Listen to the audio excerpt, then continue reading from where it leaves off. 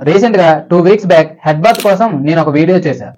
ఆ వీడియోకి మన సబ్స్క్రైబర్లు కొంతమంది కామెంట్ చేశారు ఈ హెయిర్ ఫాల్ కోసం. మన సబ్స్క్రైబర్లు పెట్టిన కామెంట్స్ లో అందరికీ యూజ్ అయ్యే కొన్ని కామెంట్స్ ని పిక్ చేశా. వాటికి సొల్యూషన్ ఈ వీడియోలో తెలుసుకుందాం. ఓకే, ఇంకా ఎవరైనా ఈ వీడియో చూడకపోతే ఈ వీడియో చూసేయండి. తర్వాత మీకున్న డౌట్స్ ని కామెంట్ బాక్స్ లో కామెంట్ చేసేయండి. మీరు పెట్టే కామెంట్స్ ని నెక్స్ట్ కామెంట్ రిప్లై వీడియోలో తెలుసుకుందాం. ఇంకా లేట్ చేయకుండా వీడియోలోకి వెళ్ళిపోదాం.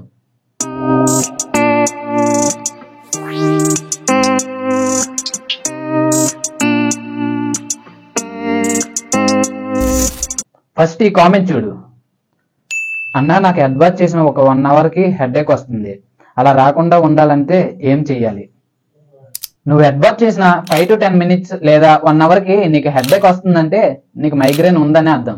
అంటే మైగ్రేన్ ఉన్న ప్రతి ఒక్కరికి ఇలా హెడేక్ వస్తుందని కాదు, కొంతమందికి మాత్రం హెడ్ బాత్ చేస్తే హెడేక్ అనేది వస్తుంది.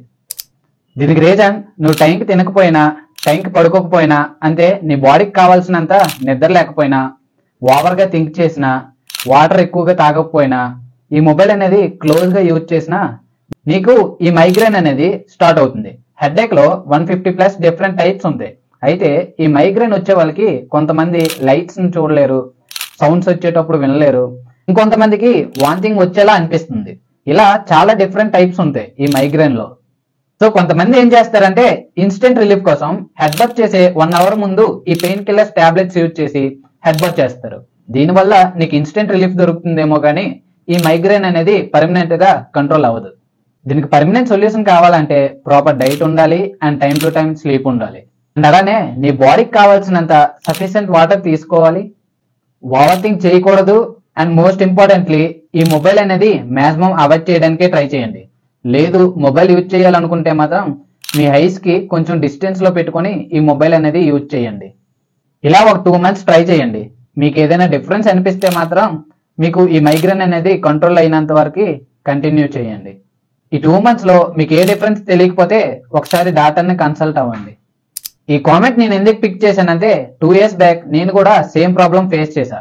సో నేను డాక్టర్ని కన్సల్ట్ అయ్యేటప్పుడు నాకు డాక్టర్ ఇచ్చే టిప్స్ ని మీతో షేర్ చేసుకుంటున్నా. నాకైతే వర్క్ అయ్యింది, మీకు కూడా వర్క్ అవుతుంది అనుకుంటున్నా. మన సెకండ్ కామెంట్ వచ్చేసి, ఇప్పుడు డైలీ ఎక్సర్సైజ్ చేసే వాళ్ళకి స్వెట్ పడుతుంది కదా, అప్పుడు ఇలా రోజు హెడ్ బాత్ చెయ్యాలా వద్దా? చాలా మంచి క్వశ్చన్ అడిగావు బ్రో. అయితే నువ్వు డైలీ ఎక్సర్సైజ్ చేసేటప్పుడు నీ స్కాల్ప్ లో స్వెట్ అనేది పడుతుంది. కానీ నువ్వు ఎక్సర్సైజ్ చేసిన తర్వాత ఒక 10 to 15 minutes రెస్ట్ తీసుకుంటే నీ హెయిర్ అనేది డ్రై అయిపోతుంది. అప్పుడు నీ హెయిర్ లో ఉన్న డస్ట్ పార్టికల్స్ ని దులిపితే పడిపోతాయి. సో నువ్వు డైలీ హెడ్ బాత్ చేయకుండా వీక్లీ 2 or 3 times చేస్తే సరిపోతుంది.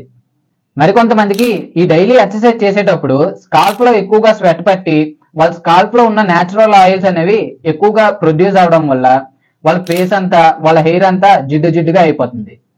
అలాంటి వాళ్ళు ఈ టిష్యూ పేపర్ ని హెయిర్ లో రబ్ చేస్తే అందులో ఉన్న ఆయిల్ ని ఈ టిష్యూ అబ్జర్వ్ చేసుకుంటుంది. తరువాత కాసేపు రెస్ట్ తీసుకుంటే వాళ్ళ హెయిర్ కూడా డ్రై అయిపోతుంది. అప్పుడు ఇలా డైలీ హెడ్ బాత్ చేయకుండా weekly 2 or 3 times head bath చేయడానికి యూజ్ అవుతుంది. సో డైలీ హెడ్ బాత్ చేయకుండా weekly 2 or 3 times head bath చేయడం బెటర్. మన థర్డ్ క్వశ్చన్ వచ్చేసి, అనే అయ్యప్ప మాల వేసేటప్పుడు రోజు మార్నింగ్ ఈవినింగ్ హెడ్ బాత్ చేయాలి, దీనివల్ల ఏదైనా ప్రాబ్లం ఉందా? ఇది చాలా ఇంట్రెస్టింగ్ క్వశ్చన్ బ్రో. అయితే నీకు హెయిర్ ఫాల్ అవుతుందంటే చాలా రీజన్స్ ఉంటాయి. ఈ బ్లడ్ సర్క్యులేషన్ వల్ల, కెమికల్ ప్రోడక్ట్స్ యూజ్ చేయడం వల్ల, లేకపోతే విటమిన్ ప్రోటీన్ డెఫిషియన్సీ వల్ల, ఇలా వెతుక్కుంటూ పోతే చాలా రీజన్స్ ఉంటాయి ఈ హెయిర్ ఫాల్ అవడానికి. అయితే డేట్స్ లో ఉండే వాళ్ళకి ఇప్పుడు నేను చెప్పిన ఏ రీజన్ ఉండదు. అంటే డేట్స్ లో ఉండే వాళ్ళు డేట్స్ లో ఉన్న అన్ని రోజులు వాళ్ళు వెజ్ తింటారు. అండ్ అలానే ఈ హార్డ్ కెమికల్స్ అండ్ షాంపూస్ ని అసలు యూజ్ చేయరు. అండ్ అలానే వాళ్ళు స్లిప్పర్స్ వేయకపోవడం వల్ల వాళ్ళకి బ్లడ్ సర్క్యులేషన్ అనేది బాగా జరుగుతుంది. అదే మనమైతే మనకు నచ్చిన ఫుడ్ తింటాం. అండ్ అలానే ఈ కెమికల్ ప్రొడక్ట్స్ లో ఉన్న ఆయిల్ షాంపూస్ అనేవి రెగ్యులర్ గా యూజ్ చేస్తాం. అండ్ అలానే ఈ బ్లడ్ సర్క్యులేషన్ అనేది మనకి అంత ఎక్కువగా జరగకపోవడం వల్ల మనకి హెయిర్ ఫాల్ అనేది ఎక్కువగా అవుతుంది. అయితే డేట్స్ లో ఉండే వాళ్ళు అన్ని ప్రాపర్ గా యూజ్ చేస్తారు కాబట్టి వాళ్ళకి 100కి 10% హెయిర్ ఫాల్ అవుతే మనం అన్నిటికీ ఎగ్నిస్ట్ గా ఉంటాం కాబట్టి 100కి 90% హెయిర్ ఫాల్ అనేది జరుగుతుంది. మన ఫోర్త్ క్వశ్చన్ వచ్చేసి, డాక్టర్ సజెస్ట్ చేసే సిరం బెస్టా లేదా నార్మల్ ఆయిల్ బెస్టా చెప్పండి బ్రో.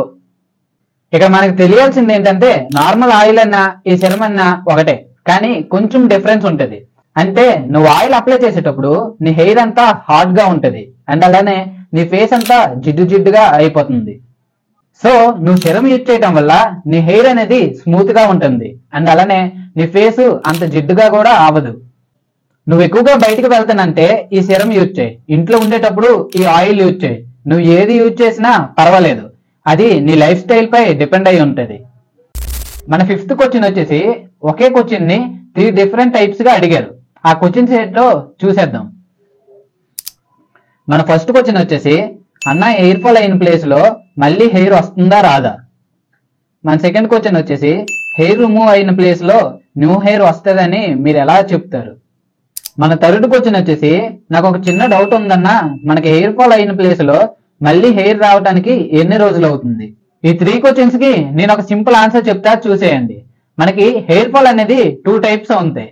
ఒకటి normal hair fall, 2 baldness hair fall. ఈ నార్మల్ ఎయిర్ ఫాల్ లో మనకి డైలీ 50 to 100 ఎయిర్ పార్టికల్స్ అనేవి రిమూవ్ అయిపోతాయి. సో మీది నార్మల్ ఎయిర్ ఫాల్ అయితే మీ హెయిర్ వాల్యూమ్ అనేది థిక్ గానే ఉంటది అండ్ అలానే మీకు ఎయిర్ ఫాల్ అయిన ప్లేస్ లో మీ హెయిర్ అనేది మళ్ళీ రీగ్రోత్ అవుతుంది. అది మీకు ఎలా తెలుస్తుంది అంటే మీ ఫింగర్స్ ని మీ హెయిర్ లో పెట్టి ఇలా టచ్ చేస్తున్నప్పుడు మీ బేబీ హెయిర్ అనేది మీ ఫింగర్స్ కి గుచ్చుతూ ఉంటది. అదే మీది బాల్నెస్ ఎయిర్ ఫాల్ అయితే మీకు హెయిర్ ఫాల్ అయిన పార్టికల్స్ అనేవి మళ్ళీ రీగ్రోత్ అవ్వవు అండ్ అలానే మీ హెయిర్ వాల్యూమ్ అనేది తగ్గిపోతూ వస్తుంది. సో మీరు బాల్నెస్ హెయిర్ ఫాల్ అయితే మాత్రం ఒకసారి మీరు డాక్టర్ ని కన్సల్ట్ అవ్వండి. మన 6th క్వశ్చన్ వచ్చేసి బ్రో ప్రెజెంట్ ఖతర్ లో ఉన్నా, నేను హెడ్ బాత్ చేసినా కానీ డాండ్రఫ్ అవుతుంది బ్రో. డాండ్రఫ్ అవ్వటం వల్ల హెయిర్ ఫాల్ కూడా అవుతుంది. నేను వెకేషన్ కి వచ్చేటప్పుడు ఇంటి దగ్గర అయితే ఏం హెయిర్ ఫాల్ అవ్వటం లేదు. Please reply bro. బ్రో నీకు ఎయిర్ ఫాల్ అవుతుందంటే దీనికి రీజన్ క్లైమేట్ చేంజ్ వల్ల కూడా అవ్వచ్చు. మన ఇండియాకి ఖతర్ కి చాలా డిఫరెన్స్ ఉంటది ఈ క్లైమేట్ చేంజ్ లో. సో మన ఇండియాతో కంపేర్ చేస్తే ఈ ఖతర్ లో ఈ కోల్డ్ అండ్ హీట్ అనేది చాలా ఎక్కువగా ఉంటుంది. సో దీని వల్ల కూడా నీకు ఎయిర్ ఫాల్ అవ్వడానికి ఛాన్సెస్ ఉంటాయి. సో మీరు ఏం చేస్తారంటే మీరు ఖతర్ లో బయటకు వెళ్ళేటప్పుడు ఈ లైట్ కలర్ క్యాప్స్ అనేవి యూజ్ చేయండి. దీనివల్ల హీట్ నుంచి మీ హెయిర్ కి కాపాడుతుంది. అండ్ ఫుడ్ కూడా ప్రాపర్ గా తినండి. మాక్సిమం నాకు తెలిసినంత వరకు మన ఇండియాకి ఖతర్ కి ఫుడ్ చేంజ్ చాలా ఉంటది. సో నాకు తెలిసినంత వరకు ఈ ఖతర్ లో ఎక్కువగా చపాతీ, రోటీ అండ్ బ్రెడ్ అనేది ఎక్కువగా ఉంటాయి. మీ ఫుడ్ లో ప్రాపర్ గా ప్రోటీన్స్ అండ్ విటమిన్స్ లేకపోవడం వల్ల కూడా మీకు హెయిర్ ఫాల్ అవడానికి ఛాన్సెస్ ఉంటాయి. ఫస్ట్ మీకు దేని వల్ల హెయిర్ ఫాల్ అవుతుంది అనేది తెలిస్తే దాన్ని బట్టి ఏదో ఒక సొల్యూషన్ చూడొచ్చు. నేను చెప్పిన అన్ని పాయింట్స్ మీకు ప్రాబ్లం అవ్వచ్చు. ఈ food, climate and water. Food వల్ల అయితే ఆల్టర్నేట్ గా ఈ విటమిన్ టాబ్లెట్స్ యూజ్ చేయొచ్చు. క్లైమేట్ వల్ల అయితే ఈ క్యాప్స్ తో మేనేజ్ చేయవచ్చు. వాటర్ వల్ల మీకు ఎయిర్ ఫాల్ అవుతుంది అనుకుంటే మీరు వీక్లీ 1 టైం హెడ్ బాత్ చేయడం బెటర్. మన 7th క్వశ్చన్ వచ్చేసి అన్నా నేను ఆయిల్ అప్లై చేయడం 2013 లో ఆపేశా, బట్ రీసెంట్ గా 1 year నుంచి డాండ్రఫ్ అవుతుంది. నాకు రీజన్ ఏంటంతో. బ్రో నీ కామెంట్ కి నీకు అర్థమయ్యేలా చెప్తా చూసే. ఇప్పుడు ఒక ప్లెయిన్ ల్యాండ్ ఉంది. ఈ ల్యాండ్ లో నువ్వు డైలీ వాటర్ వేస్తే ఏమవుతుంది, ఆ ల్యాండ్ లో పిచ్చి మొక్కలు అనేవి పెరుగుతూ ఉంటాయి. సో అలా కొన్ని రోజుల తర్వాత నువ్వు కొన్ని ఇయర్స్ నువ్వు వాటర్ వేయడం మానేస్తే ఏమవుతుంది, ఆ మొక్కలన్నీ చనిపోయి ఆ ల్యాండ్ సర్ఫేస్ అంతా డ్రై అయ్యి ప్యాచెస్ లా క్రాక్స్ అయిపోతాయి. సేమ్ అదే జరుగుతుంది నీకు కూడా. ఇక్కడ ల్యాండ్ అంతే నీ స్కాల్ప్ అండ్ ఈ పిచ్చి మొక్కలు అంతే నీ హెయిర్. అక్కడ వాటర్ అంతే ఆయిల్ అన్నమాట. నువ్వు ఆయిల్ అప్లై చేయడం మానేస్తే ఏమవుతుందంటే నీ స్కాల్ప్ అనేది కొన్ని ఇయర్స్ కి డ్రై అయిపోయి ఇలా క్రాక్స్ లా ప్యాచ్ అయిపోద్ది. ఆ తర్వాత నీకు డాండ్రఫ్ ఎక్కువ అయ్యి నీ హెయిర్ కూడా హెయిర్ ఫాల్ అయిపోవడానికి ఎక్కువగా ఛాన్సెస్ ఉంటాయి. నువ్వు 2013 లో ఆయిల్ స్టాప్ చేసానంటే ఇప్పటికి నియర్లీ 11 years అవుతుంది. సో ఇప్పుడు నీ స్కాల్ప్ ఓన్ ఆయిల్ ప్రొడ్యూస్ చేయకపోతే నీ హెయిర్ అనేది స్లోగా డ్యామేజ్ అయిపోద్ది అండ్ నీ స్కాల్ప్ అనేది డ్రై అయిపోయి డాండ్రఫ్ ఎక్కువ అయిపోవడానికి ఛాన్స్ ఉంటుంది. సో మాక్సిమం ఇప్పటి నుంచైనా ఆయిల్ అప్లై చేయడానికి ట్రై చేయి, లేకపోతే ఫ్యూచర్ లో నీకు హెయిర్ ఫాల్ అవ్వడానికి కూడా ఛాన్సెస్ ఎక్కువగా ఉంటాయి. ఈ హెయిర్ ని ఎలా కేర్ చేయాలో తెలియకపోతే మన ఛానల్లో ఆల్రెడీ ఒక 5 వీడియోస్ చేసాం, వెళ్ళి చూసేయండి. మన 8th క్వశ్చన్ వచ్చేసి అన్నా హెయిర్ అంతా బ్రౌనిష్ గా అయిపోతుంది అన్న, ఎందుకో తెలియటం లేదు, ప్లీజ్ చెప్పవా. మన హెయిర్ బ్లాక్ నుంచి బ్రౌనిష్ గా చేంజ్ అవుతుందంటే ఫస్ట్ రీజన్ వచ్చేసి సన్ వల్ల అవ్వచ్చు. సెకండ్ రీజన్ ఈ హెయిర్ కెమికల్ ప్రొడక్ట్స్ వల్ల కూడా అవ్వచ్చు. థర్డ్ రీజన్ ఈ న్యూట్రిషన్ డెఫిషియన్సీ వల్ల కూడా అవ్వచ్చు. ఫోర్త్ రీజన్ స్ట్రెస్ వల్ల కూడా అవ్వచ్చు. ఫిఫ్త్ రీజన్ ఏజ్ వల్ల కూడా అవ్వచ్చు. ఎగ్జాంపుల్ గా సన్ లో ఉన్న యూవీ రేస్ వల్ల మన హెయిర్ అనేది బ్రౌనిష్ గా చేంజ్ అయిపోద్ది. ఈ కెమికల్ ప్రొడక్ట్స్ యూజ్ చేసేటప్పుడు ఈ మైల్డ్ షాంపూస్ అండ్ కండిషనర్స్ ని యూజ్ చేయండి. ఫుడ్ అయితే ప్రాపర్ డైట్ మెయింటైన్ చేయండి. ఈ ఫ్రూట్స్, వెజిటేబుల్స్ ఇలాంటి ఐటమ్స్ ని తీసుకోండి.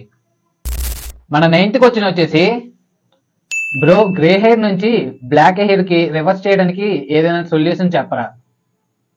మీ గ్రే హెయిర్ ని బ్లాక్ హెయిర్ గా చేంజ్ చేసుకోవాలంటే మీ స్కాల్ఫ్ కి ఆమ్లా ఆయిల్ తో మసాజ్ చేయించుకోండి. మీరు ఈ ఫుడ్ ఐటమ్స్ తీసుకునేటప్పుడు విటమిన్ బి, డిఈ ఉన్న ఫ్రూట్స్ అండ్ వెజిటేబుల్స్ ని ఎక్కువగా తీసుకోండి. దీంతో పాటు ఈ బ్లాక్ టీ రైన్స్ ని మీ హెయిర్ కి అప్లై చేయండి. అండ్ అలానే వీలైనంత వరకు ప్రశాంతంగా ఉండండి. దీనికి నార్మల్ గా అందరూ యూజ్ చేసే రెమెడీ ఏంటంటే హెన్నా విత్ ఇండిగో కలర్స్ ని హెయిర్ కి అప్లై చేయటం.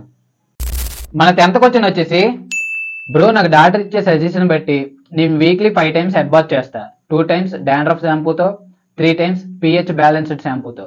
ఇలా చేయటం వల్ల ఏదైనా ప్రాబ్లం ఉందా? ఫస్ట్ నీకు డాక్టర్ రికమెండ్ చేశారంటే నీ హెయిర్ డ్యామేజ్ బట్టి వాళ్ళు ఈ షాంపూస్ అవి రికమెండ్ చేస్తారు.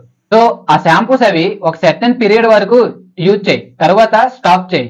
ఎందుకంటే అందులో ఎంత పవర్ఫుల్ కెమికల్స్ ఉంటే నీ హెయిర్ డ్యామేజ్ ని అవి కంట్రోల్ చేస్తాయి. అందుకే కొన్ని డేస్ యూజ్ చేశాక స్లోగా న్యాచురల్ ప్రాసెస్ లోకి వచ్చేయండి.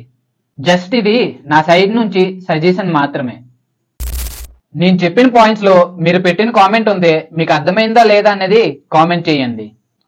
ఇంకా ఏమైనా డౌట్స్ ఉంటే అవి కూడా కామెంట్ చేయండి. మన నెక్స్ట్ కామెంట్ రిప్లై వీడియోలో తెలుసుకుందాం. నేను ఇప్పుడు చెప్పిన ఈ కామెంట్స్ తో పాటు నాకు ఇంకొన్ని కామెంట్స్ వచ్చాయి ఈ ఆయిల్, షాంపూస్ అండ్ కండిషనర్స్ కోసం. సో వాటి కోసం మన నెక్స్ట్ వీడియోస్ లో తెలుసుకుందాం.